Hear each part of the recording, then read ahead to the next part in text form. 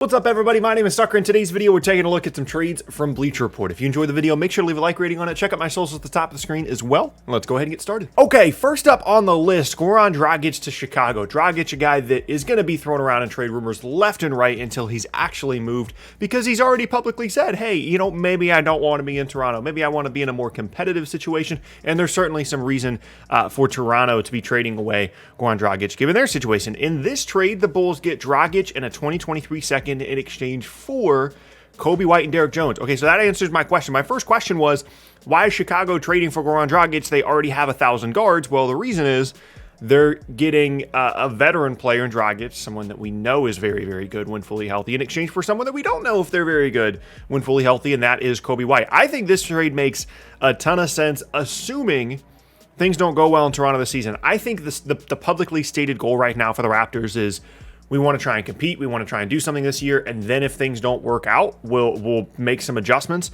And so this won't be like a preseason trade or anything. But if Toronto starts like 10-15 or something, or as we get closer to the deadline, these Goran Dragic rumors are going to heat up. And there's just too much value there to not try and explore trading him. He's an expiring contract. He's a player that, when fully healthy, can be a very good guard, especially off the bench. We saw him be very effective as a sixth man in Miami.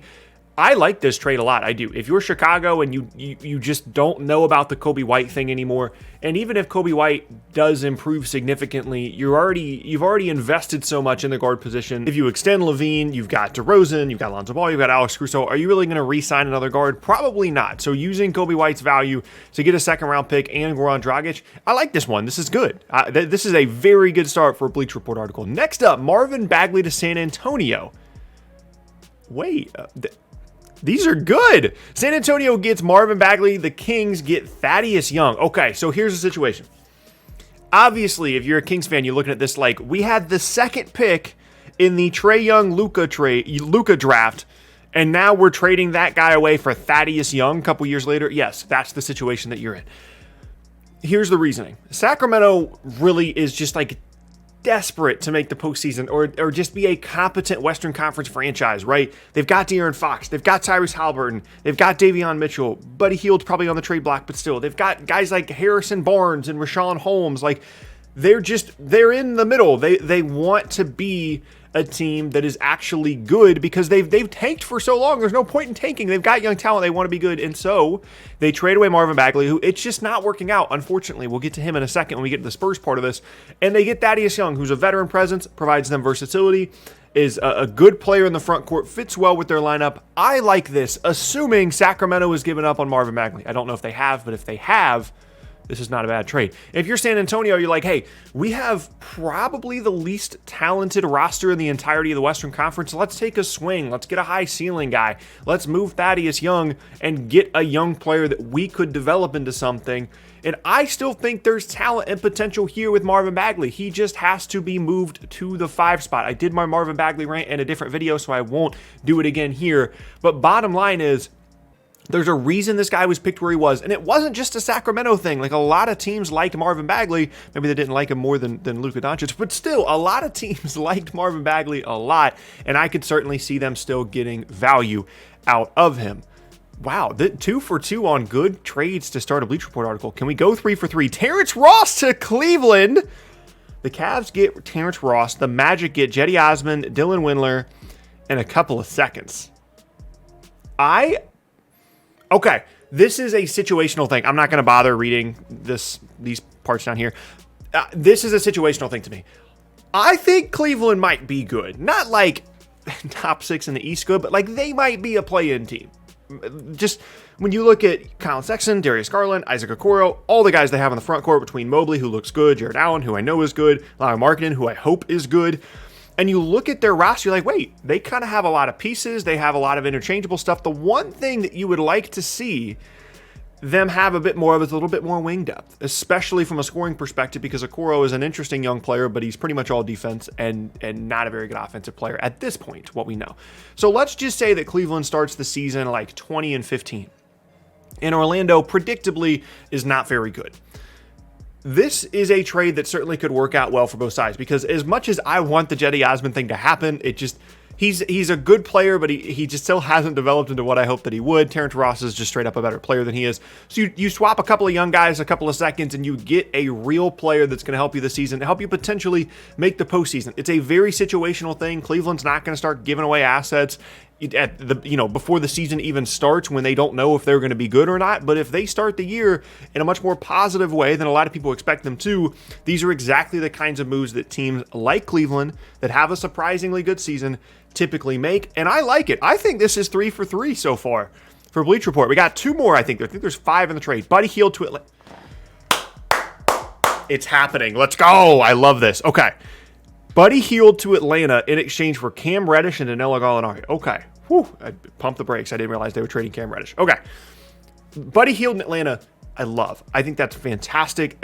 Him and Trae Young, the all-Oklahoma backcourt, might give up 160 points a game, but just don't put them on the floor at the same time. It's fine. You've got guys like DeAndre Hunter that you can throw out there that can guard. As a scorer, as a shooter, as someone that helps this team offensively, I really like the fit of Buddy Hield in Atlanta. Having said that, the Gallinari thing, I think he's going to get moved at some point because of the way their contracts are structured. They've already re-signed a handful of different guys.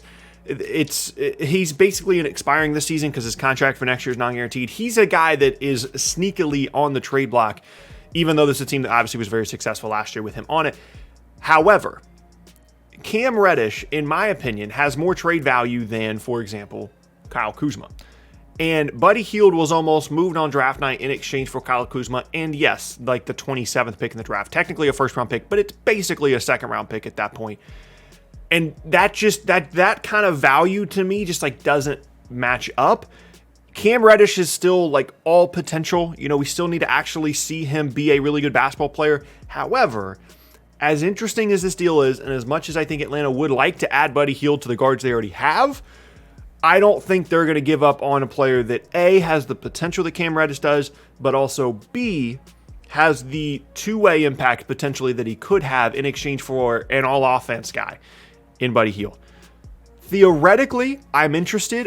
I wouldn't do the Cam Reddish part of this, but I'm going to count this as another good trade. Even though like them trading away Cam Reddish is like not great, I'm going to count this as 4 for 4. Last up, can we do it? Can we have 5 good trades in the same Bleacher Report article? Ben Simmons to Indiana. I completely forgot about Ben Simmons trade rumors for the entirety of this video because they hadn't shown any. Okay. Ben Simmons and Isaiah Joe in exchange for Karis LeVert, TJ Warren, Chris Duarte, and a 2022 first-round pick. I think we did it. Okay. Hold on. So we talked about Indiana as like a sleeper team. There's been some rumors about, it's Karis LeVert, it's Malcolm Brogdon.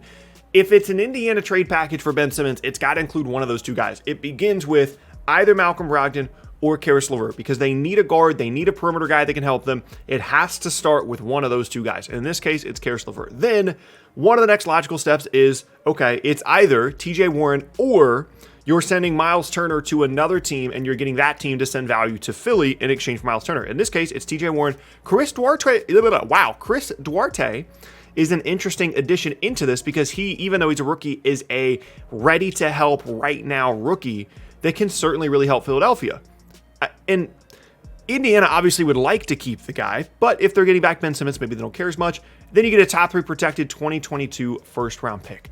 I actually really, really like this. I think this is fair. The only thing I would say is that maybe given how weird the situation is in Philadelphia and the lack of leverage they have, Indiana's probably pushing back on either Duarte or the first-round pick. They're probably going to push to keep one of those two assets. However, I don't think it's an absolute deal breaker if they have to give up all 4, because then you go into next year, you've got Brogdon, you've got Simmons on like a 4-year contract, by the way. That's critical for Indiana because we saw what happened with Oladipo where he was really good with Indiana, and then he was like, hey, I want a max. And we're like, not really, we don't want to do that. And then he ends up leaving. Indiana not only getting a player Ben Simmons' caliber, I know that his value is dipped, getting a player Ben Simmons' caliber, but also a guy that is under contract for the long term is absolutely massive for them. You get Brogdon, you got Simmons, you've got Domantas Sabonis, a couple of other different, depth and wing options on the roster as well. This is interesting. I'm cool with this. I like this one a lot. I think Philly would be interested. Again, I think it begins with, are we doing LeVert? Or we do a Malcolm Brogdon and then go from there. And I'm gonna give credit where it's due. Bleacher Report, these are 5. The worst case, these are like B trades.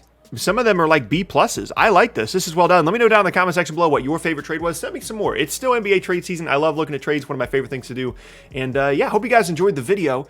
If you did, make sure to leave a like rating on it. Check out more videos from me. The box is on screen as well. Check out my socials at the top of the screen as well. And I hope you guys have an awesome rest of your Thursday. Thank you guys so much for watching, and I will see you all next time.